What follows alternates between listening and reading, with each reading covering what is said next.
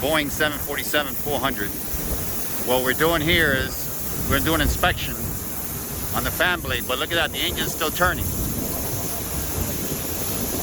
Michael's stopping the engine from turning because it's turning by the windmilling with his body against the spinner.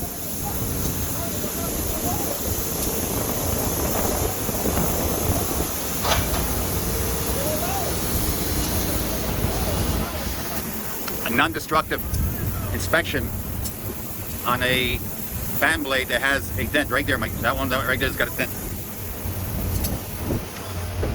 See the guy's a dent? So we got to make sure that that dent doesn't have any cracks.